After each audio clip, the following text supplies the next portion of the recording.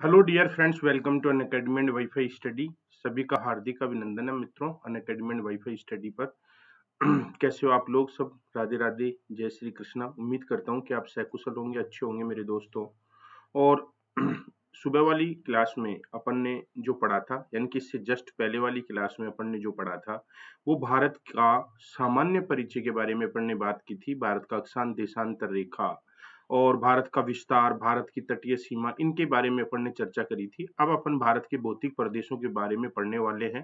तो मेरे मित्रों, अनअकैडमी पे आप कोई भी प्लस कोर्स लेते हैं, कोई भी प्लस कोर्स आप अनअकैडमी पे अगर लेते हैं, तो उसके लिए ये मेरा रेफरल कोड है राजेंद्र 10। रेफरल कोड यूज करने से 10% का आपको डिस्काउंट मिलेगा मेरे मित्रों। ये मेरी प्रोफाइल है। मैं नेट, यूपीएससी और पीएससी कैटेगरी में मैंने क्लास ली है। अभी वर्तमान में नेट की कैटेगरी में पढ़ा रहा हूँ। विश्व का भूगोल, भारत का भूगोल मेरे द्वारा लिखी हुई पुस्तकें हैं। पढ़ाने का एक्सपीरियंस, कम्युनिकेशन और 9 मिलियन वॉच टाइम है। 17 के फॉलोवर्स हैं। जिन्होंने फॉलो नहीं किया है, राजेंद्र शर्मा के नाम से फॉलो करो। न्यू फाउंडेशन बैच, ये पेपर फर्स्ट और पेपर सेकंड का है। जो आपका ये न्यू फाउंडेशन बैच जो है, ये 5 दिसंबर से शुरू हो रहा है मेरे मित्रों। 2021 जून और दिसंबर के लिए, 2022 के लिए पेपर कंप्लीट फर्स्ट होगा और कंप्लीट सेकंड पेपर मिलेगा। आप अगर प्लस कोर्स ज्वाइन करते हैं तो ये कोड यूज करें, रेफरल कोड राजेंद्र 10 मेरे दोस्तों। इंडिया के लार्जेस्ट लर्निंग प्लेटफॉर्म पर बेस्ट एजुकेटर से पढ़ने के लिए आप अपना यहाँ पे सब्सक्रिप्शन ले सकते हैं। यहाँ पे आपको आइकोनिक और प्लस दो कोर्स मिलेंगे, जिसमें बेनिफिट्स आपको पता है। आइकोनिक में पर्सनल गाइडेंस है, स्टडी मटेरियल है, स्टडी प्लानर है और एक्सपर्ट की गाइडलाइन है और टेस्ट का एनालिसिस है। प्लस में आपको लाइव क्लास मिलती है, वीकली टेस्ट होता है, कोर्स का शेड्यूल मिल जाएगा, अनलिमिटेड एक्सेस मिल जाएगा। कोर्स ज्वाइन करने के लिए आपको, जैसे अनअकैडमी लर्निंग ऐप पे जाओगे तो ऑप्शन इस प्रकार से खुल के आपके सामने आएगा। यहाँ पे आपको आइकोनिक और प्लस सेलेक्ट करना है। जैसे आपने आइकोनिक सेलेक्ट किया, तो आइकोनिक सेलेक्ट करने के बाद में बेनिफिट्स देखो, इंडिया के बेस्ट एजुकेटर मिलेंगे, लाइव क्लास मिलेगी, कोर्स पूरा और पीडीएफ मिलेगी, लाइव टेस्ट मिलेंगे, क्यूज मिलेगी, पर्सनल कोच मिलेगा और आपका डाउट सेशन रहेगा। आइकॉनिक सेलेक्ट करने के बाद में आपने रेफरल कोड यूज किया राजेंद्र 10 और फिर आपने मंथ सेलेक्ट किया। सेम ऐसे ही प्लस में करना है। प्लस में देखो बेनिफिट्स, एजुकेटर बेस्ट मिल जाएंगे, लाइव क्लास मिल जाएगी, पीडीएफ मिल जाएगी, लाइव टेस्ट और क्विज मिल जाएगा, पर्सनल कोच नहीं मिलेगा और डाउट सेशन नहीं रहेगा। आप रेफरल कोड यूज करेंगे राजेंद्र 10, अप्लाई करेंगे और फिर आप मंथ सेलेक्ट करेंगे।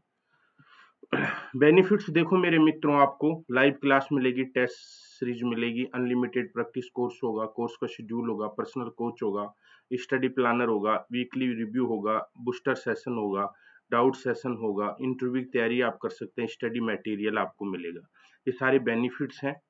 और स्पेशल क्लास के फीचर्स देखो, जो अनअकैडमी पे स्पेशल क्लास और जो प्लस क्लास होती हैं, उसमें देखो आपको लाइव क्लास मिलेंगी और पोल का सिस्टम होगा, राइज हैंड का ऑप्शन होगा, क्लास मिस नहीं होती है, लेक्चरर के नोट्स मिल जाएंगे, कहीं भी बैठकर आप पढ़ सकते हैं। इंडियन ज्योग्राफी की अपन बात कर रहे थे। भारत का भूगोल, भारत के भूगोल में मैंने सामान्य परिचय जो है वो मैं पढ़ा चुका हूँ। भारत का सामान्य परिचय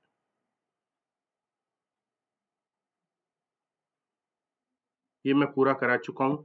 अपन बात करेंगे अब भारत के भौतिक प्रदेश की बात अपन करने वाले हैं। ये सुबह वाली क्लास में बयान किया, इससे पहले जो क्लास हुई है उस क्लास में मैं पढ़ा चुका हूँ। अब बात करेंगे भारत के भौतिक प्रदेश की। भारत के भौतिक प्रदेश, तो भारत के भौतिक प्रदेश का क्लासिफिकेशन अगर मैं करूं आपके सामने,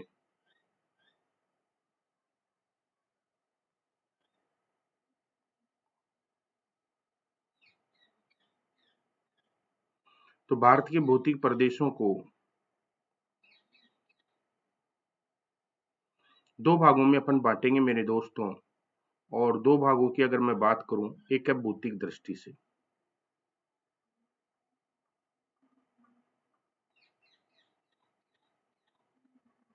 ये समझने के लिहाज से बता रहा हूं, बाकी सब लिखा हुआ मिल जाएगा। एक है संरचना की दृष्टि से या रचना या बनावट। अब देखो, भौतिक दृष्टि से अगर मैं चर्चा करूं तो भारत के भौतिक प्रदेशों को जब बांटा गया है 4 भागों में। और रचना या संरचना या बनावट की दृष्टि से मैं बात करूं तो इसे बांटा गया है 6 भागों में। भौतिक दृष्टि से अगर मैं बात करूं 4, तो सबसे पहले उत्तर का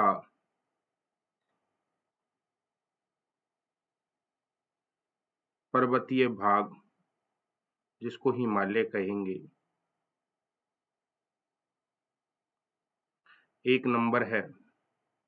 2 पे अपन ले लेते हैं प्रायद्वीप,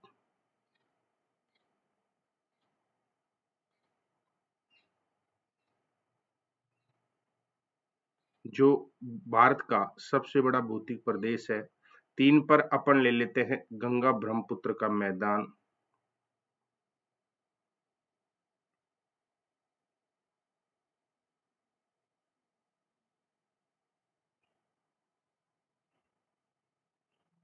और 4 पे अपन ले लेते हैं तटीय मैदान व द्वीप समूह।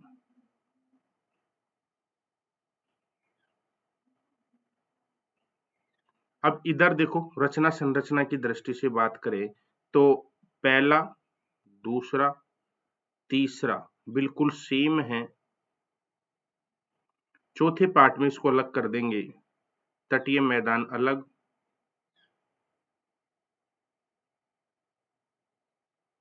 पांचवें पार्ट में द्वीप समूह,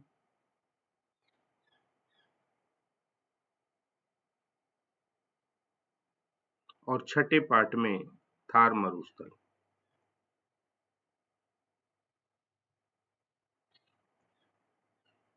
ये भी एग्जाम में क्वेश्चन पूछता है, तो इनको भी ध्यान रखना है। आपसे पूछ सकता है कि भौतिक दृष्टि से भारत को कितने भागों में बांट रखा है, बनावट और संरचना की दृष्टि से भारत को कितने भागों में बांट रखा है। ये नाम लिखे हुए हैं। पर्वतीय प्रदेश है, मैदान है, थार मरुस्थल है, प्रायद्वीप पठार है, समुद्र और तटीय मैदान है। तो इसमें देखो द्वीप समूह भी आ गए और तटीय मैदान भी आ गए। अब देखो समुद्र के तटीय जो मैदान है इनकी बात करेंगे तो देखो ये पूरा भौतिक प्रदेश है। उत्तर का पर्वतीय प्रदेश आपको दिख रहा होगा, उत्तर का पर्वतीय प्रदेश, ये मैदान है, ये मैदानी भाग है, ये थार मरुस्थल है, ये प्रायद्वीप का फटारी भाग है, और ये आपके द्वीप समूह हैं, और ये समुद्री तटीय मैदान है। ये पार्ट्स आपको दिख रहे होंगे आराम से। ये भौतिक प्रदेश बनावट की दृष्टि से भी आ गए इसमें, इसमें दोनों दृष्टि से हैं, भौतिक दृष्टि से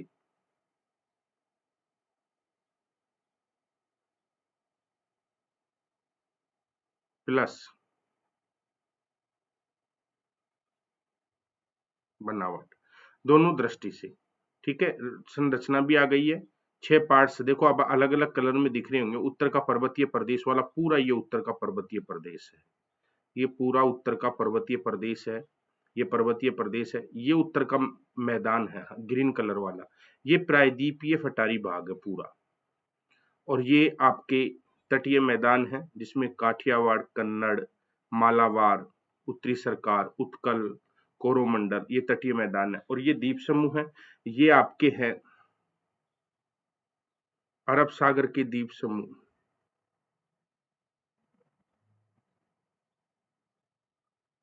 और ये हैं आपके बंगाल की खाड़ी वाले,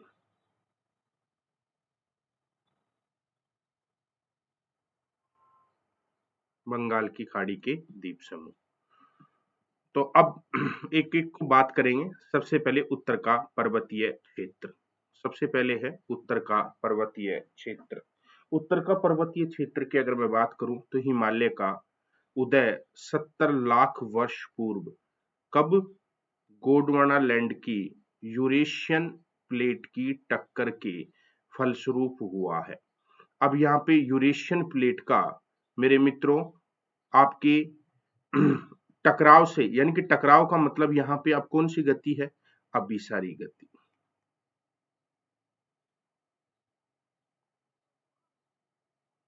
तो हिमालय अभिसारी गति का परिणाम है।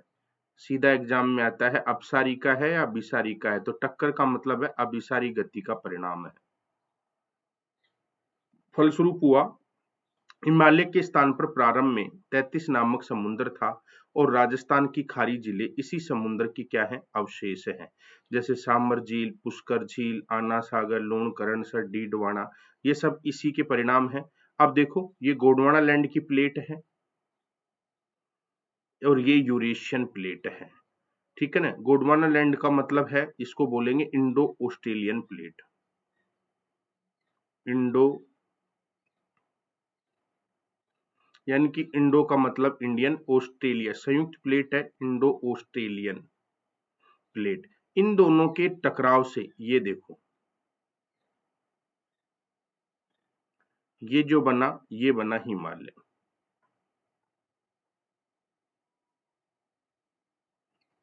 हिमालय, ये देखो भारत दिख रहा होगा आपको, ये इंडिया है, ये पीछे देखो महासागर दिख रहा है, पानी वाला पार्ट, ये पानी वाला, और जहां आज हिमालय था वहां पे 33 सागर हुआ करता था, दिख रहा होगा आपको ये 33 सागर, ठीक है। ये भारत का नक्शा दिख रहा होगा, ये इंडिया है, ये भारत का नक्शा आपको दिख रहा होगा मेरे मित्रों, ये इंडिया है, ये देखो दक्षिणी भारत दिख रहा है, दिख रहा है पूरा, ये इंडिया है पूरा। और देखो ये यूरेशियन प्लेट, उत्तर में ये 33 सागर था, जहां पे आज हिमालय के स्थान पर प्रारंभ में 33 सागर ये दिख रहा होगा, पानी वाला, ठीक है। नदियों के अवसाद के जमाव से आज खत्म हो गया है, और इन दोनों के टकराव से देखो ये आपको दिख रहा होगा, ये उठा हुआ पार्ट आपको दिख रहा होगा लगी, ये पर्वतीय क्षेत्र है, ये पूरा पर्वतीय क्षेत्र है, तो समझ में आया होगा इससे। नेक्स्ट, पश्चिम में, अब बात करें इसके पश्चिम में हिंदू कुश तथा भारत म्यांमार सीमा पर स्थित आराकान योमा हिमालय के ही दक्षिणी विस्तार माने जाते हैं, हिमालय के ही दक्षिणी विस्तार माने जाते हैं, यानी कि ये नवीन पर्वत हैं, नवीन वलित पर्वत की श्रेणी में आते हैं, यानी कि पश्चिमी भाग में हिंदू कुश और भारत म्यांमार की सीमा पर आराकान योमा, ये हिमालय पर्वत के ही दक्षिणी विस्तार हैं। अंडमान निकोबार हिमालय का ही जल में डूबा हुआ भाग है, अंडमान निकोबार हिमालय का ही जल में डूबा हुआ भाग है, ध्यान रखना है। अब उत्तर के मैदान के बारे में अपन ब्रीफ में चर्चा करेंगे, इनकी पूरी डिटेल करेंगे बच्चों। ये तो उत्तर का मैदान, ये विश्व के सबसे उपजाऊ एवं विशाल मैदानों में से एक है, गंगा, सिंधु और ब्रह्मपुत्र की सिल्ट से इसका निर्माण हुआ है, सिल्ट का मतलब होता है गाद, गाद, सिल्ट से इसका निर्माण हुआ है। इस मैदानी भाग को 4 भागों में बांटा गया है, बाबर है, तराई है, बांगर है, खादर है। तो भारत का उत्तरी जो मैदान है इसको अपन 4 भागों में बांटते हैं, बाबर, तराई, बांगर और खादर, ये 4 पार्ट है इसके। ये आपको हिमालय दिख रहा होगा, देखो ये भाबर है जो पथरीला पार्ट होता है, ये तराई वाला पार्ट है जहाँ पे हल्की दलदली होती है, और ये खादर है जो नदियों के तल के बराबर स्थित होता है, ये देखो, और ये ऊंचाई पर स्थित जो होता है उसे बोलते हैं बांगर। तो ये संरचनात्मक उप विभाग है इसके। देखो भाबर ये क्या है, मोटे मोटे शिलाखंडों से युक्त, मोटे शिलाखंड, यहाँ पे आपको मिलेंगे मोटे शिलाखंड। और ये कृषि की दृष्टि से क्या है, अनुपजाऊ है,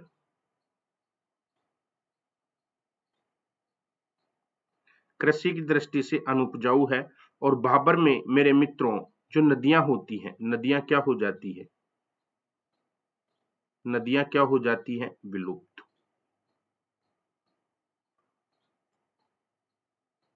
विलुप्त हो जाती हैं। ये तराई है, नदियां इन शिलाखंडों से होकर बहती हैं तो दूर से दिखाई नहीं देती, तराई में नदियां पुनः प्रकट, नदियां पुनः क्या हो जाती हैं, प्रकट। और जो बांगर है यहाँ पर बाढ़, ये बाढ़ रहित क्षेत्र है, बाढ़ रहित भाग, बाढ़ रहित भाग,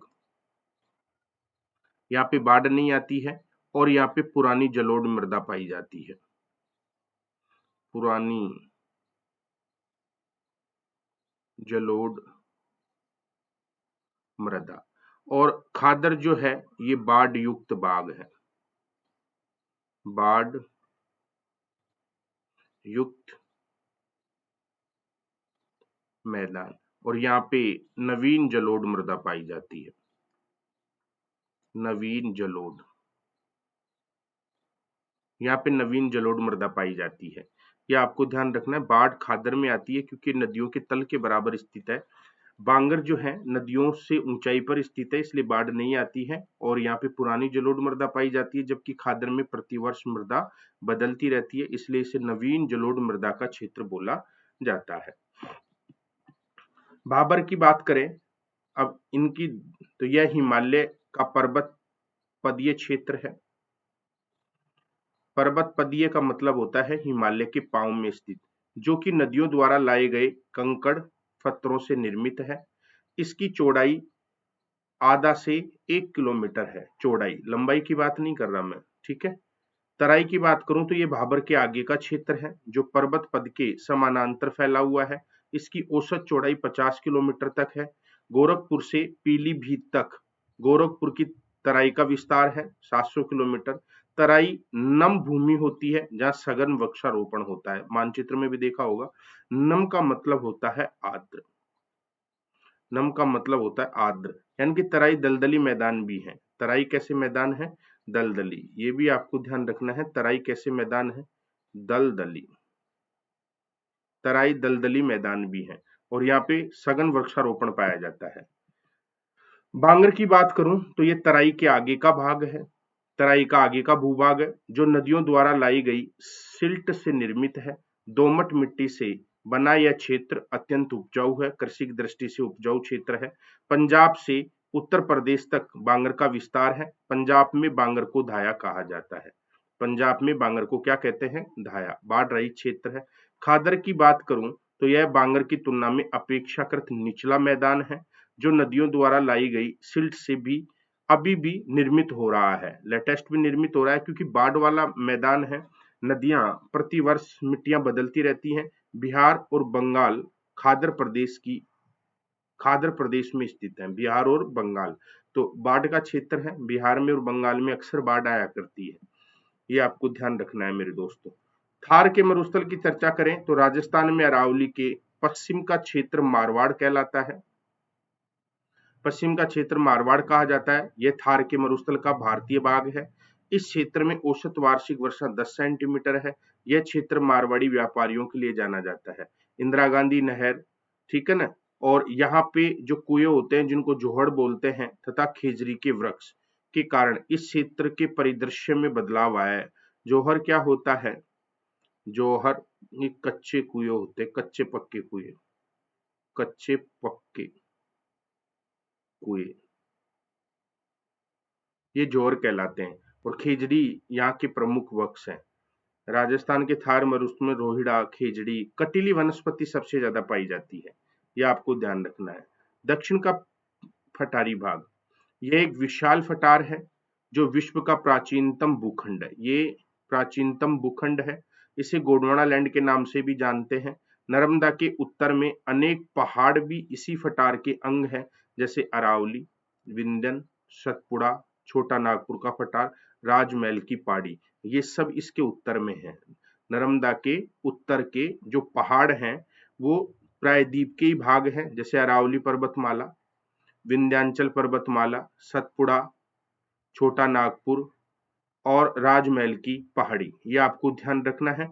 यानी कि नर्मदा नदी जो है विंध्याचल और सतपुड़ा के बीच से बहती है। सतपुड़ा इसका दक्षिणी भाग है। अरावली विश्व का प्राचीनतम पर्वत है। दक्षिण का फटार काली और लाल मिट्टी से निर्मित है। काली मिट्टी से निर्मित होने के कारण ये गेहूं, कपास और गन्ना के लिए उपजाऊ है। यह फटार खनिजों के लिए भी जाना जाता है। जब तो छोटा नागपुर फटार को भारत का रूर कहा जाता है। सबसे ज्यादा यहाँ पे खनिज संसाधनों की प्राप्ति होती है, इसलिए इसको रूर की संज्ञा दी जाती है, ये आपको याद रखना है भाई। समुद्र तटीय क्षेत्र की बात करें तो भारत के पश्चिम में कौन सी? ताप्ती से कन्याकुमारी तक सह्याद्री पर्वतमाला स्थित है, जिसे पश्चिमी घाट कहा जाता है। यह 25 से 50 किलोमीटर चौड़े मैदानों का निर्माण करती है, जो अत्यंत ही उपजाऊ है। पूर्वी घाट का विस्तार उड़ीसा से नील तक है। यह चक्रवात को भी रोकता है। नीलगिरी पूर्वी व पश्चिमी घाट का मिलन बिंदु है।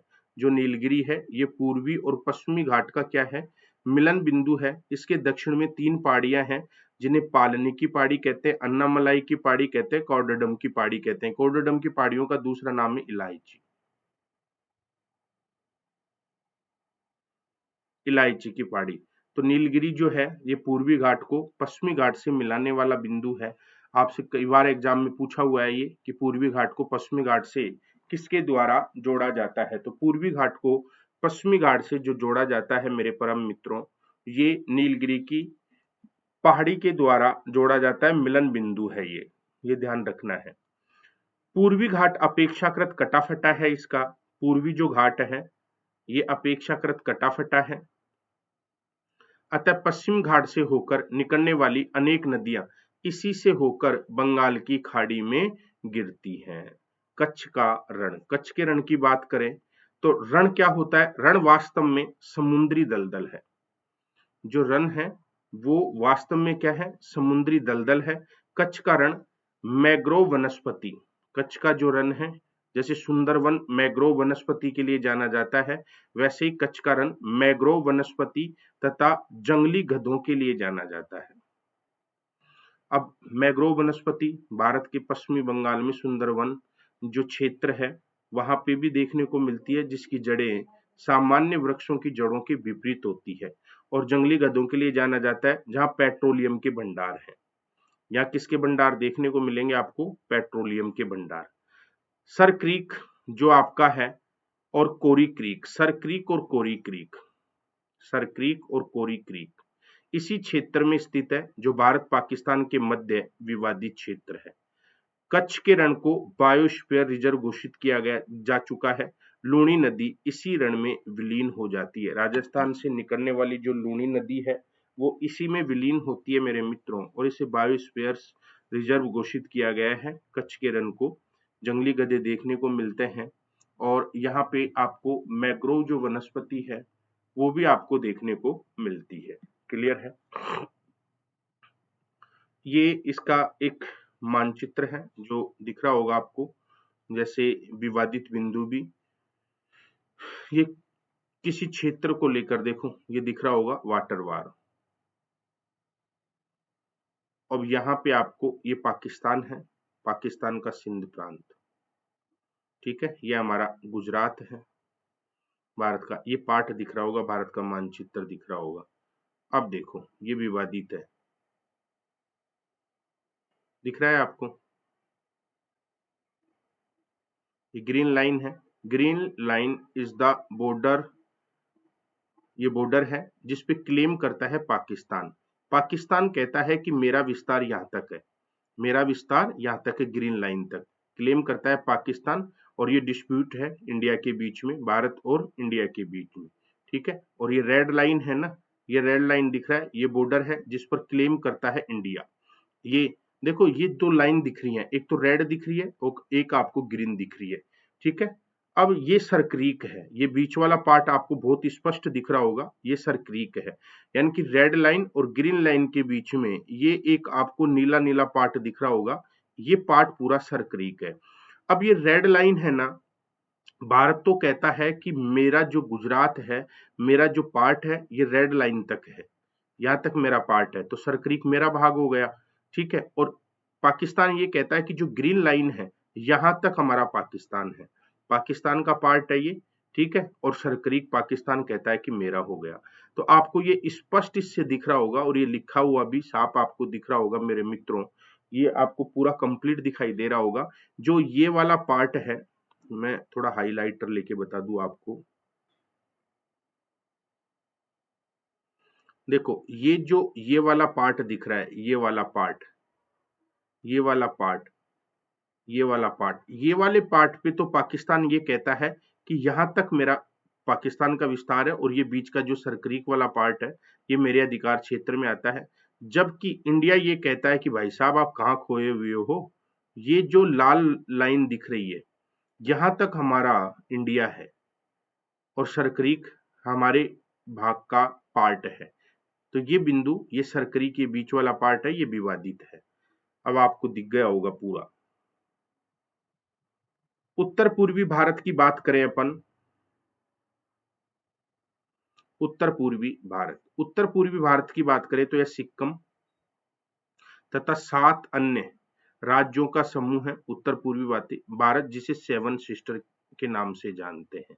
मतलब इसके अलावा कौन कौन से, देखो सिक्किम के अलावा अरुणाचल प्रदेश हो गया, असम हो गया, नागालैंड हो गया, मिजोरम हो गया, मणिपुर हो गया, त्रिपुरा हो गया, ठीक है, असम, ये सारे पार्ट किसमें हैं, ये उत्तर पूर्वी भारत में आते हैं। तो उत्तर पूर्वी भारत में असम को, अरुणाचल प्रदेश को, नागालैंड को, मणिपुर को, मिजोरम को, त्रिपुरा को और एक सिक्किम को शामिल करते हैं। तो ये सेवन सिस्टर के नाम से जाने जाते हैं। 7 ये राज्य हैं जिनको उत्तर पूर्वी भारत कहते हैं। यह क्षेत्र हिमालय तथा घने जंगलों से आच्छादित है। यहाँ लगभग 200 ट्राइब्स पाई जाती हैं। उत्तर पूर्वी भारत में छोटी मोटी लगभग 200 ट्राइब्स पाई जाती हैं। इस क्षेत्र में अनेक छोटी छोटी नदियां भी हैं, जिनमें 50,000 मेगावाट जल विद्युत उत्पादन की क्या है, संभावना है। उत्तर पूर्व में पर्यटन और फ्लोरिकल्चर को बढ़ावा दिया जा रहा है। राष्ट्रीय राजमार्ग 31 इस क्षेत्र को शेष भारत से जोड़ता है। राष्ट्रीय राजमार्ग जो 31 है, ये उत्तर पूर्वी भारत को शेष भारत से जोड़ता है मेरे मित्रों।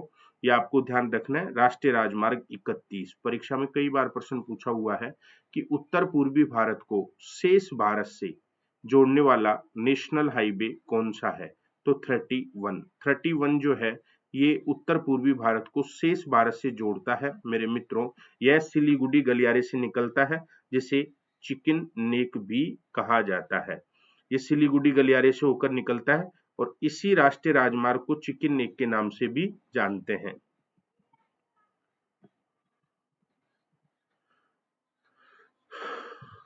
सिलीगुड़ी दिख रहा होगा आपको, सेवन सिस्टर के नाम देख लो आप,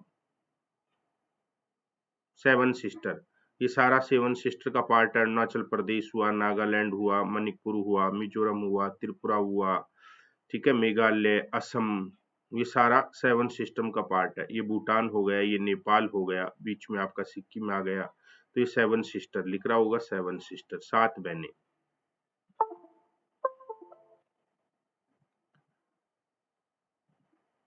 अब भारत के पर्वत, अब अपन इनकी वापस से बात करेंगे। भारत में जो पर्वत है उनकी अपन चर्चा करने वाले हैं कि भारत में पर्वत कैसे हैं। भारत के पर्वत, पर्वतों का निर्माण निम्न प्रकार से होता है। जैसे वलित पर्वत की बात करूं, जिनको अंग्रेजी में फोल्डेड माउंटेन बोलते हैं, फोल्डेड माउंटेन बोलते हैं। यह पर्वत 2 प्लेटों के आपस में टक्कर के फलस्वरूप निर्मित होते हैं। पहली बात ध्यान से समझ लेना कि अपन पर्वतों की बात करेंगे तो वलित पर्वत क्या होते हैं, जैसे फोल्डेड पर्वत क्या होते हैं कि जो 2 प्लेट होती हैं उनके आपस में टकराव से जिन पर्वतों का निर्माण होता है उन्हें वलित पर्वत या फोल्डेड पर्वत कहते हैं।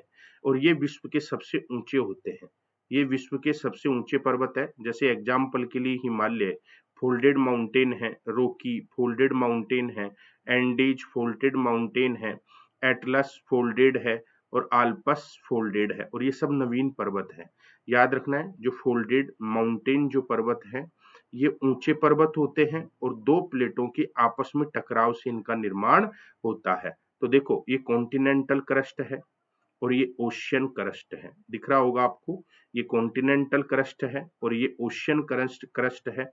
अब इनके आपस में टकराव से देखो एक दूसरे की तरफ ये मूव कर रही हैं, प्लेटें एक दूसरे की तरफ मूव कर रही हैं। ये सिंबल आपको मैं थोड़ा बड़ा करके बता दूं, एक दूसरे की तरफ मूव कर रही हैं तो टक्कर हो रही है। कॉन्टिनेंटल क्रस्ट और ओशियन क्रस्ट के निर्माण से इस प्रकार से ये पर्वत बने हैं। तो ये देखो, इनके ये ओशियन क्रस्ट है और ये आपकी कॉन्टिनेंटल क्रस्ट है। दोनों का टकराव हुआ और ये जो पर्वत बन गए, ये जो पर्वत बने हैं, ये पर्वत कौन से हैं आपके, ये फोल्डेड माउंटेन है। ये फोल्डेड माउंटेन है ये फोल्डेड माउंटेन है जिनको वलित पर्वत के नाम से जानते हैं। और फोल्डेड माउंटेन कौन कौन से? हिमालय है, रॉकी है, एंडीज है, एटलस है, आल्पस है। ये सब कैसे पर्वत है? ये फोल्डेड। आपसे एग्जाम में ये भी पूछ सकता है कि निम्न में से कौन सा वलित पर्वत है। और दूसरा, इस प्रकार से भी क्वेश्चन पूछा जा सकता है कि वलित पर्वत का निर्माण किससे होता है? तो वलित पर्वत का निर्माण दो प्लेटों के आपसी टकराव से होता है। अवरोधी पर्वत क्या होते हैं? जिन्हें बोलते हैं ब्लॉक माउंटेन। ब्लॉक माउंटेन जिनको बोलते हैं अवरोधी पर्वत। हिंदी में बोलते हैं अवरोधी पर्वत, अंग्रेजी में बोलते हैं ब्लैक माउंटेन। इन पर्वतों का निर्माण जो धरती होती है, धरती के किसी भाग का नीचे धंस जाने या ऊपर उठ जाने से होता है। ध्यान रखना है भाई, अवरोधी या ब्लॉक माउंटेन जो होते हैं इनका निर्माण, इन पर्वतों का निर्माण जो धरती होती है या पृथ्वी होती है, तो पृथ्वी का कोई भी भाग या तो नीचे धंस जाए, यानी कि या तो उस भाग में धसाव हो जाए या फिर वो ऊपर उठ जाए, तो उनसे जो पर्वत बनेंगे उन्हें अवरोधी या ब्लॉक माउंटेन बोलते हैं। जैसे जर्मनी का ब्लैक फॉरेस्ट, ठीक है, और पाकिस्तान का साल्ट रेंज। पाकिस्तान का साल्ट रेंज ये कैसे हैं? ये ब्लॉक माउंटेन है, आपको याद रखना है। अब एक होता है अपशिष्ट पर्वत। अपशिष्ट पर्वत जिसको बोलते हैं रेडियल माउंटेन। रेडियल माउंटेन ये पृथ्वी के सबसे पुराने पर्वत हैं जिनका निर्माण ज्वालामुखी के लावा से हुआ है। ये पर्वत अपरदन के कारण घिसकर छोटे रह गए हैं, जैसे विंध्याचल, सतपुड़ा, अरावली और यूएसए का अपलेशियन पर्वत। ये अपशिष्ट पर्वत है, रेडियल माउंटेन है, ये आपको याद रखना है। क्लियर है? तो इन पर्वतों के बारे में आपको जानना है भाई, वलित पर्वत क्या होते हैं, अपशिष्ट पर्वत क्या होते हैं, ठीक है ना, और आपके अवरोधी पर्वत क्या होते हैं और बनते भी कैसे हैं और एग्जाम्पल कौन कौन से हैं। तो अवशिष्ट पर्वत क्या होते हैं कि पृथ्वी के सबसे पुराने पर्वत हैं जिनका निर्माण ज्वालामुखी के लावा से बहुत वर्षों पहले हुआ था और अपरदन के कारण ये घिसकर छोटे हो गए हैं। तो जैसे विंध्याचल, सतपुड़ा, अरावली, यूएसए का अपलेशियन, ये सब कैसे हैं? अवशिष्ट पर्वतमाला है, ये ध्यान रखना है। क्लियर है? अब देखो, अवरोधी पर्वत जिनको अपन ने ब्लॉक पर्वत कहा था, और एक होता है अपशिष्ट पर्वत जिनको अपन ने क्या कहा था? रेडियल पर्वत के नाम से बताया था कि ये पर्वत ऐसे हैं जो घिसकर छोटे हो गए। अब इनमें निर्माण कैसे होता है? अवरोधी पर्वत जो होते हैं जिनको अपन ने ब्लॉक पर्वत कहा था, तो मैंने बताया था या तो धरातल का, पृथ्वी का कोई भाग नीचे धंस जाए या कोई भाग ऊपर उठ जाए। समझ में है ना? कोई भाग या तो नीचे धंस जाए या कोई भाग ऊपर उठ जाए। तो नीचे धंसने से भी आपके पर्वत बनेंगे और ऊपर उठने से भी पर्वत बनेंगे, लेकिन कुछ कंडीशंस ऐसी हैं जैसे बीच का भाग यथावत रहे। ठीक है, तो देखो ये जो ऊपर ये पर्वत है इस प्रकार का, इसको होस्ट बोलते हैं। होस्ट दिख रहा होगा आपको, ये बीच का भाग ये ऊपर उठा है, अगल बगल के भाग नीचे धसे हैं। ठीक है, अगर अगल बगल के भाग ऊपर उठ जाते हैं और बीच का भाग यथावत रहता है, अब जो बीच का भाग है इसको बोलते हैं ग्रेबन। इसे क्या बोलते हैं? ग्रेबन। इसे ग्रेबन बोलते हैं, यह आपको ध्यान रखना है। और इसे क्या बोलते हैं? होस्ट बोलते हैं। और ये अपशिष्ट पर्वत है, देखो इनका अपर्दन हो रहा है, ये ठोस पार्ट आपको दिखाई दे रहा है, ये ठोस पार्ट आपको दिखाई दे रहा है, ये ठोस पार्ट आपको दिखाई दे रहा है। तो इनका जो मूल पार्ट था, जो मुलायम भाग था, वो तो कट गया, घिस गया, और जो हार्ड पार्ट है वो आपको अभी आपकी आंखों के सामने दिखाई दे रहा है। वो किस रूप में दिखाई दे रहा है? अपशिष्ट रूप में दिखाई दे रहा है। क्लियर है? एक होता है संग्रहित पर्वत। संग्रहित पर्वत क्या होता है? ये वो पर्वत है जो ज्वालामुखी के लावा तथा कंकड़ पत्थर के इकट्ठा होने से बने हैं। जैसे यूएसए में शास्ता पर्वत है, जापान का फ्यूजियामा पर्वत है, और चिली में अकांगुआ है, तंजानिया में किलिमंजारो है। तो ये ऐसे पर्वत हैं जो संग्रहित पर्वत हैं। संग्रहित पर्वत क्या है? ऐसे पर्वत जो ज्वालामुखी के लावा तथा कंकड़ पत्थर के एकत्रित होने से बन रहे हैं।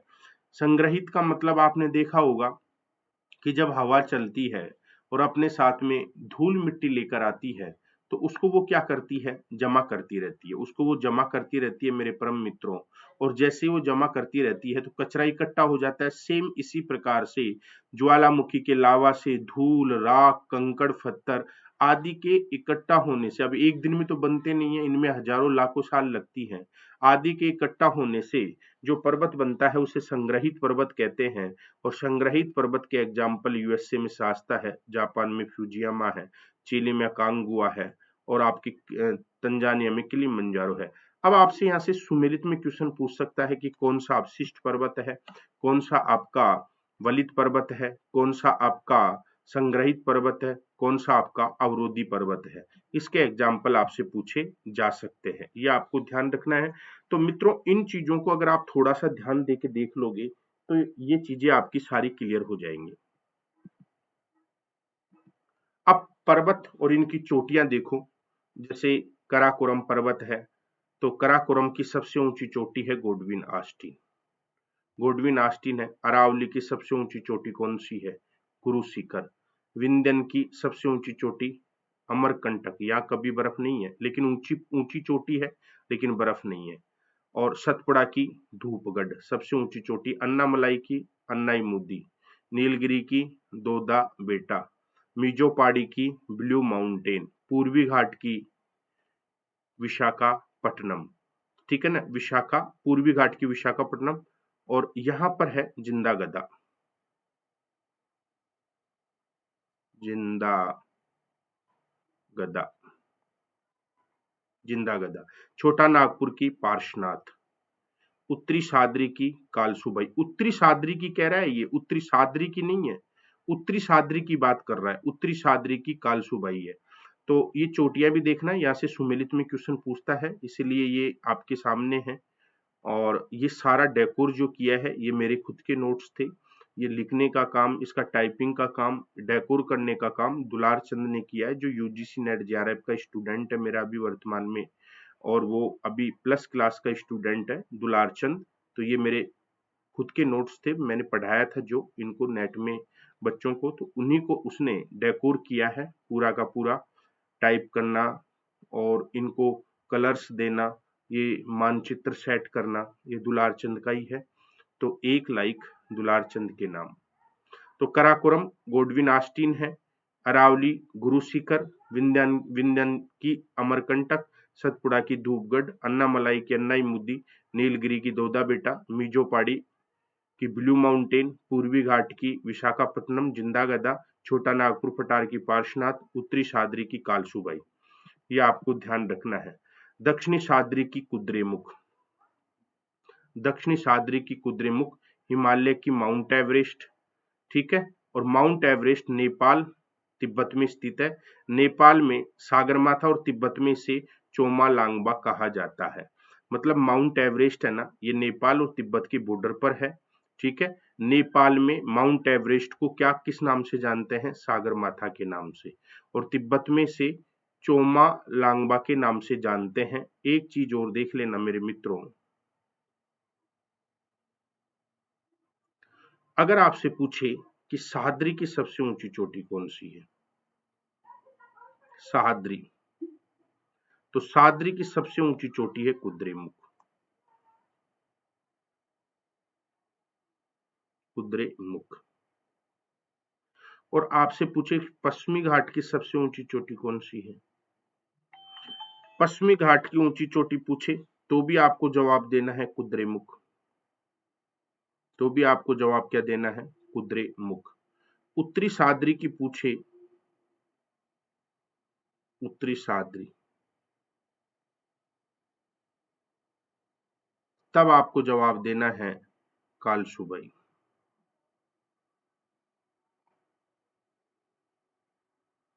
तो ये आपको ध्यान रखना है भाई बच्चों। और आपसे पूछे कि पूर्वी घाट की सबसे ऊंची चोटी कौन सी है,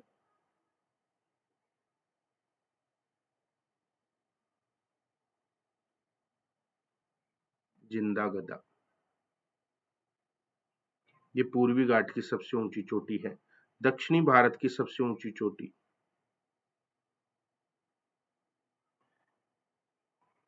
दक्षिणी भारत की सबसे ऊंची चोटी अन्नाईमुदी।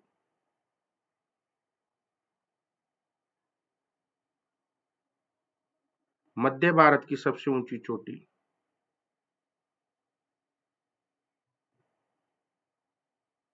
मध्य भारत की सबसे ऊंची चोटी तो गुरु शिखर, गुरु शिखर याद रखना है, गुरु शिखर। तो पूर्वी घाट की जिंदा गदा, दक्षिणी भारत की अन्नाईमुदी, मध्य भारत की गुरु शिखर और पश्चिमी घाट की कुद्रेमुख।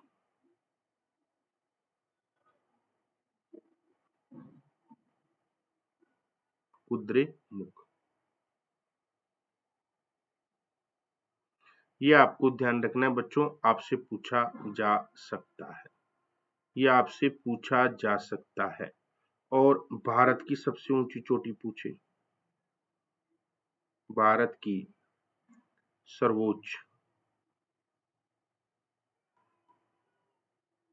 तो कंचनजंगा।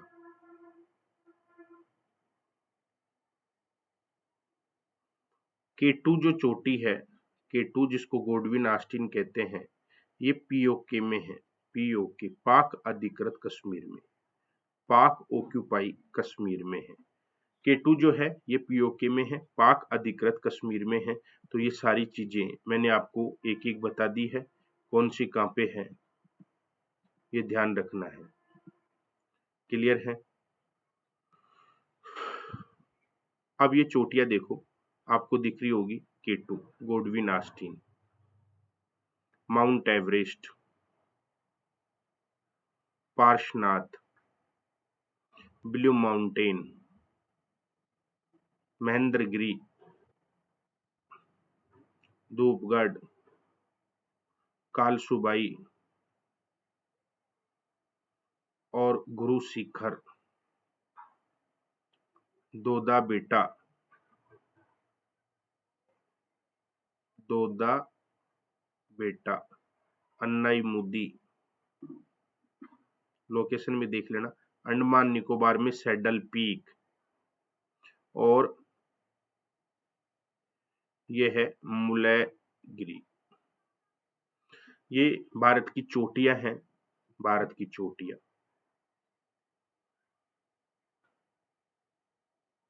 भारत की चोटियां।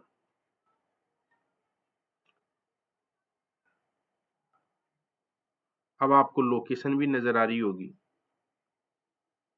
भारत की जो चोटियां हैं इनमें आपको लोकेशन भी नजर आ रही होगी कि कौन सी कहाँ पे है। जैसे धूपगढ़ दिख रही है, पार्शनाथ दिख रही है, माउंट एवरेस्ट है, ब्लू माउंटेन है, महेंद्रगिरी है, सैडल पीक अंडमान निकोबार की है, दोदा बेटा है देखो, और अन्नाईमुदी देखो बाउंड्री पर है, अन्नाईमुदी देखो बाउंड्री पर है, ठीक है ना। मुलैगिरी है, तो ये आपको दिख रही होंगी, कालसुबाई है। तो ये पूरी चोटियां आपको एक मैप में राज्य के साथ में ड्रॉ करना है, जिससे आपको कभी कोई दिक्कत ना हो। हिमालय, हिमालय की अब बात करेंगे विस्तार पूर्वक। हिमालय के उत्तर में 3 पर्वत श्रेणियां, हिमालय के उत्तर में 3 पर्वत श्रेणियां हैं। हिमालय की बात करें तो उत्तरी भाग की बात करें, उत्तरी हिमालय में कराकोरम है, लद्दाख है और जास्कर है। याद रखना है मेरे मित्रों, हिमालय के उत्तर में यानी कि हिमालय के उत्तरी भाग में कराकोरम है, लद्दाख है, जास्कर है। 1906 में स्वान हेडन ने इनकी क्या की थी, खोज की थी। इन्हें पामीर की गांठ का हिस्सा माना है, ये पामीर की गांठ का हिस्सा है। हिमालय का विस्तार नंगा पर्वत यानी कि पीओके से नामचा बरबा तक 2400 किलोमीटर है, ध्यान रखना है। ये पश्चिम से पूर्व की बात कर रहे हैं अपन, तो हिमालय पश्चिम से पूर्व 2400 किलोमीटर लंबा है। और जो हिमालय के उत्तरी भाग में कराकोरम, लद्दाख और जास्कर जो चोटियां हैं, इनकी 1906 में स्वान हेडन ने इनकी क्या की थी, खोज की थी सबसे पहले, और ये कहा था कि ये पामीर घाट का ही भाग है। और नंगा पर्वत से नामचा बरवा तक। अब ये भी क्वेश्चन पूछा जा सकता है कि भारत में हिमालय पर्वत का पूर्व से पश्चिम विस्तार कहां से कहां तक है? तो नंगा पर्वत से नामचा बरवा तक 2400 किलोमीटर। लगभग 70 लाख वर्ष पूर्व निर्मित यह विश्व का सबसे ऊंचा पर्वत है, क्योंकि ऊंची चोटियां हैं। विश्व की सर्वोच्च 100 चोटियों में से 70 हिमालय से ही संबंधित है। याद रखना है, अगर विश्व में लगभग 100 चोटियां हैं तो 70 चोटियां आपके हिमालय में है, तो विश्व का सबसे ऊंचा पर्वत है। ये मेजर चोटियां हैं हिमालय। अब देखो, ये पामीर घाट है, ये पामीर घाट है, और जितने भी पर्वतों का उद्गम हुआ है वो पामीर घाट से हुआ है। जैसे ये हिंदू कुश पर्वत गया आपके, ये हिंदू कुश है, ये सुलेमान रेंज है, ये सब इसी के पार्ट है। सुलेमान पर्वत है, ठीक है, और ये कुल्लून शान पर्वत है, ये कराकोरम श्रेणी है, ये लद्दाख श्रेणी है, ये जास्कर श्रेणी है, ठीक है ना, ये जास्कर श्रेणी है, ये सारे इसी के पार्ट हैं। ये कैलाश है, जो खंडित है, ये कैलाश है, और ये पूरा आपका ग्रेट हिमालय, जिसको महान हिमालय बोलते हैं। देखो इसमें चोटियां, कामेत है, नंदा देवी है, ग्रेट हिमालय, महान हिमालय, माउंट एवरेस्ट है, ये ग्रेट हिमालय है, ये नामचा बरवा है, और ये आपकी शिवालिक श्रेणी है। ये शिवालिक श्रेणी है, ये शिवालिक श्रेणी है, ये शिवालिक है, ये शिवालिक श्रेणी है।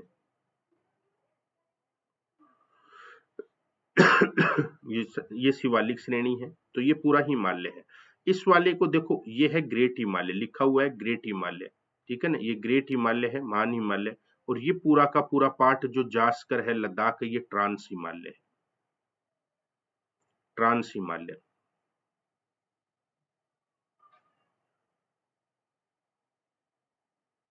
ये ट्रांस हिमालय है, ये पूरा पार्ट ट्रांस हिमालय है। तो इसमें ये चोटियां सारी लिखी हुई हैं, ये ध्यान रखना। ये अरावली आपको दिख रही होगी, अन्य पर्वतों को तो क्यों देखना, पहले ये आपके पामीर घाट है, ये पामीर घाट है। तो पामीर घाट को पर्वतों की जननी कहा जाता है। पामीर जो घाट है, इसे कहते हैं पर्वतों की जननी, पर्वतों की जननी, पर्वतों की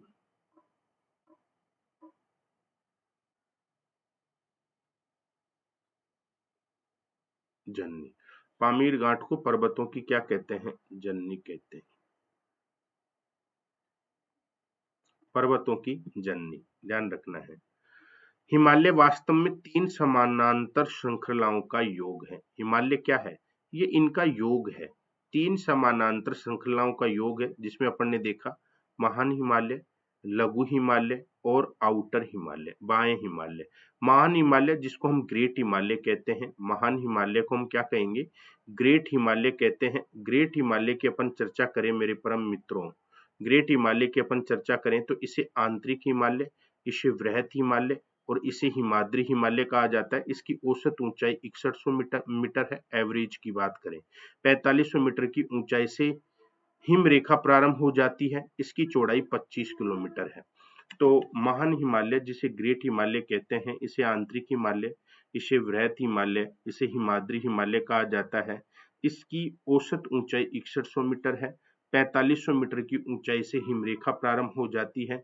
इसकी जो चौड़ाई है वो 25 किलोमीटर है मेरे मित्रों। महान हिमालय की प्रमुख चोटियां जो हैं जम्मू कश्मीर में, जैसे मौसर ब्रूम है, ग्रेसर ब्रूम है, उत्तराखंड में नंगा पर्वत है, कामेत है, नंदा देवी है, सिक्किम में कंचनजंगा है, भारत में हिमालय की सबसे ऊंची चोटी है, अरुणाचल प्रदेश में नामचा बरवा है। तो ये भी आपको याद रखना है। ये भी पूछता है कौन सी जगह कहाँ पे है, ठीक है। नेक्स्ट अगर मैं बात करूं, नेपाल में माउंट एवरेस्ट है, लासे है, मैकालू है, अन्नापूर्णा है, धौलागिरी है, गोसाई थान है, गौरी शंकर है। सिक्किम में कंचनजंगा, भारत में हिमालय की सबसे ऊंची चोटी है, और अरुणाचल प्रदेश में वही नामचा बर्मा है। ये आपको याद रखना है मेरे मित्रों। अब बात करेंगे लघु हिमालय, जिसे लिटिल हिमालय कहा जाता है। लघु हिमालय या लिटिल हिमालय, इसे मध्य हिमालय या हिमाचल हिमालय भी कहा जाता है। जिसके अनेक स्थानीय नाम हैं। स्थानीय नाम देखो, जैसे जम्मू कश्मीर में इसे पीर पंजाल कह देते हैं, हिमाचल प्रदेश में इसे धौलाधार कह देंगे, उत्तराखंड में इसी को नाग टिब्बा कह देंगे, नेपाल में इसे महाभारत कह देंगे, अरुणाचल प्रदेश में इसे पटकोई बूम कह देते हैं। ये इसी के नाम है मेरे मित्रों। अन्य कश्मीर घाटी महान हिमालय और महाभारत के बीच में स्थित है। जो कश्मीर घाटी है ये महान हिमालय और महाभारत के बीच में स्थित है। ये आपको ध्यान रखना है। आपसे पूछ सकता है कि कश्मीर घाटी कहाँ पे स्थित है,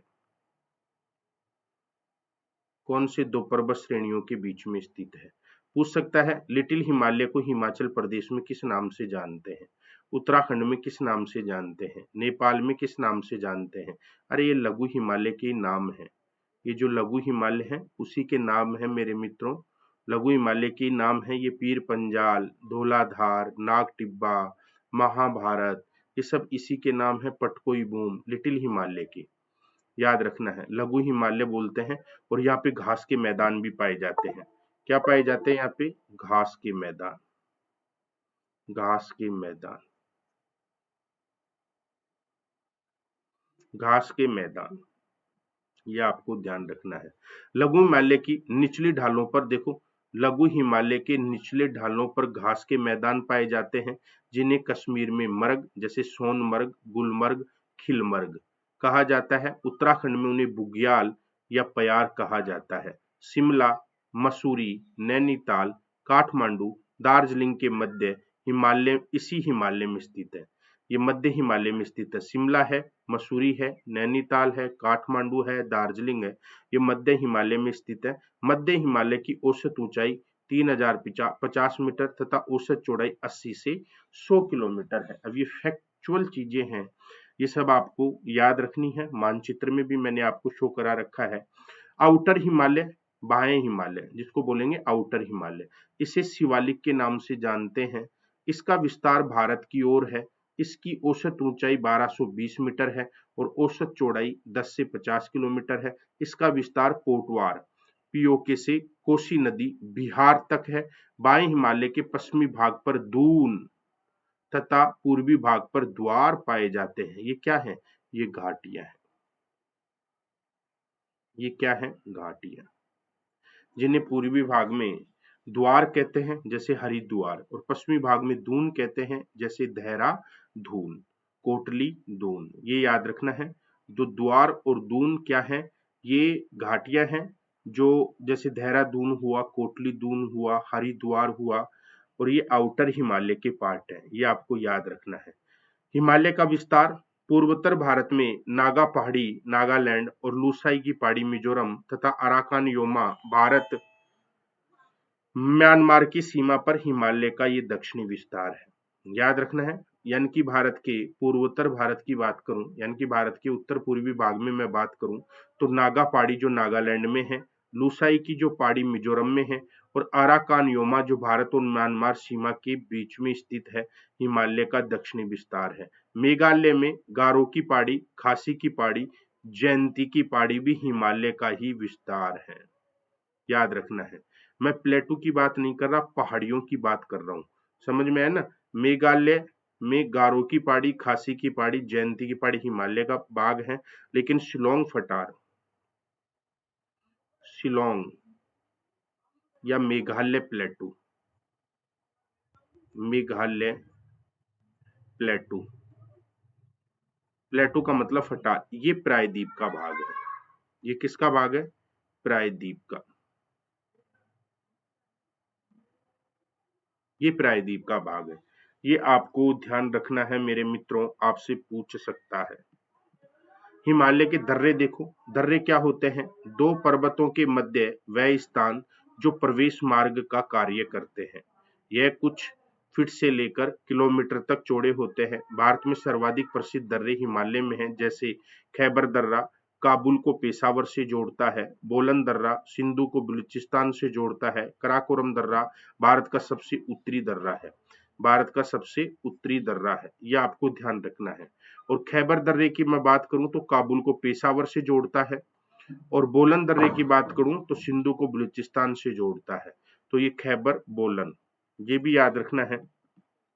और कराकोरम की मैं बात करूं तो ये जम्मू कश्मीर उत्तर कश्मीर को चीन से जोड़ता है, उत्तरी कश्मीर को चीन से जोड़ता है।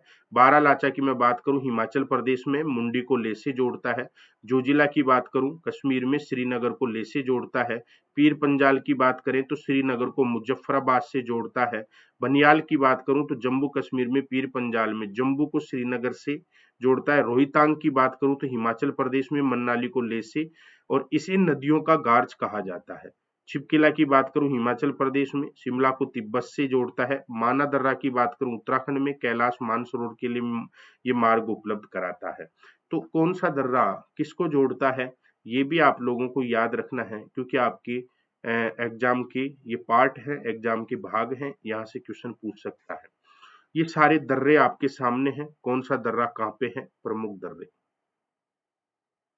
ये प्रमुख दर्रे आपके सामने हैं, पूरा आप देख सकते हैं इसमें कराकोरम, खारदुला, जोजिला, बुर्जिला, बनियाल, लिपुलेख, मान्ना, नीता, छिपकिला, रोहितांग, बड़ा लाभ, ये सारे दर्रे आपको दिख रहे हैं। नाथुला, जलेपला, बोमडिला, सारे दीफू, ये सारे तूजू, ये सारे दर्रे आपके सामने हैं। थालघाट, भोरघाट, ये दक्षिण के दर्रे भी देख लेना। पालघाट, ये दक्षिण के दर्रे भी आप देख लेना। और ये तटीय मैदान है। ये म्यांमार में कोको द्वीप है जो आइलैंड बता रहे हैं। नीति दर्रा उत्तराखंड में, उत्तराखंड को तिब्बत से। लिपुलेख दर्रा उत्तराखंड में तिब्बत को मार्ग देता है। नाथुला सिक्किम में, सिक्किम को तिब्बत से जोड़ता है। जलेपला सिक्किम में, सिक्किम को भूटान से जोड़ता है। दार्जिलिंग के मध्य चुंबी घाटी यहीं स्थित है। ये भी पूछा हुआ चुंबी घाटी कहाँ पे स्थित है, ये क्वेश्चन पूछा हुआ है। चुंबी घाटी कहाँ पे है, सिक्किम में है। यांगपाम अरुणाचल प्रदेश में, अरुणाचल को तिब्बत से जोड़ता है। ब्रह्मपुत्र नदी इसी दर्रे से भारत में प्रवेश करती है, ये क्वेश्चन भी पूछा हुआ है। कॉलेज लेक्चर के एग्जाम में क्वेश्चन पूछा है ब्रह्मपुत्र नदी किस दर्रे से भारत में प्रवेश करती है, तो यांग याप दर्रे से, जो अरुणाचल प्रदेश में। दीफू दर्रा अरुणाचल प्रदेश को म्यांमार से जोड़ता है। तुजू दर्रा मणिपुर में, जो मणिपुर को म्यांमार से जोड़ता है। और पांगसाण दर्रा अरुणाचल प्रदेश में, जो डिब्रूगढ़ से म्यांमार को रास्ता देता है। क्लियर है ये सारी आपको फैक्चुअल चीजें याद रखना है। अब आप सोचो सर ये फैक्ट तो हम कैसे, तो ये तो बार बार पढ़ोगे, एक बार, दो बार, चार बार, तो आपको ये सारे याद हो जाएंगे। अन्य दर्रों की बात करें तो बालघाट दर्रा है, महाराष्ट्र में है, दिल्ली को मुंबई से। बोरघाट दर्रा है, महाराष्ट्र में, मुंबई को मैंगलोर से। थालघाट दर्रा है, महाराष्ट्र में, मुंबई को कोलकाता से। पालघाट केरल में, जो केरल को तमिलनाडु से जोड़ता है। ये आपको ध्यान रखना है। क्लियर है।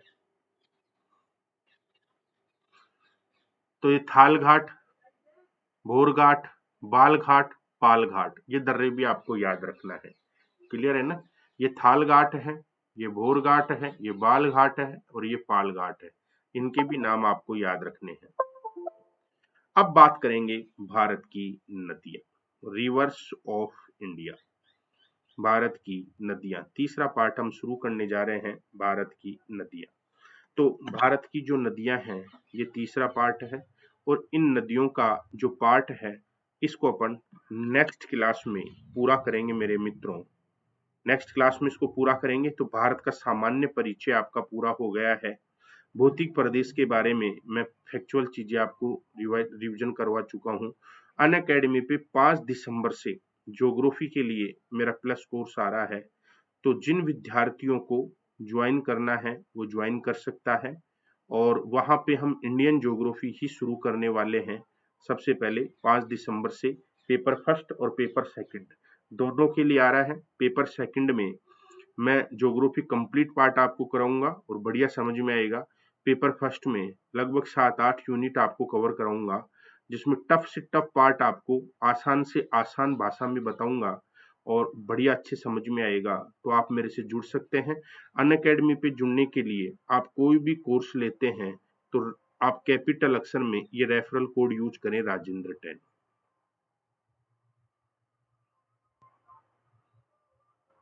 ये राजेंद्र 10 कैपिटल अक्षर में आप कोड यूज करें, 10% फीस में डिस्काउंट होगा और सारी क्लास मेरे द्वारा आपको पढ़ने को मिलेंगी। ये नदियां करेंगे, बढ़िया तरीके से नदियां आपको समझ में आएंगी। और आप जुड़ सकते हैं मेरे से अनअकैडमी पे आइकॉनिक और प्लस दोनों में, आइकॉनिक और प्लस दोनों में मेरे से जुड़ सकते हैं मेरे मित्रों। ये कोड है रेफरल कोड राजेंद्र 10, कैपिटल अक्षर में यूज करना है। राजेंद्र 10 आपको दिख रहा होगा, कैपिटल अक्षर में ये राजेंद्र 10 आपको यूज करना है और मेरे साथ में आप जुड़ सकते हैं। और बहुत बहुत धन्यवाद आप लोगों का, समझ में आया ना? लाइक शेयर सब्सक्राइब जरूर करें। बहुत बहुत आभार, बाकी की बात अपन करेंगे कल। Thank you.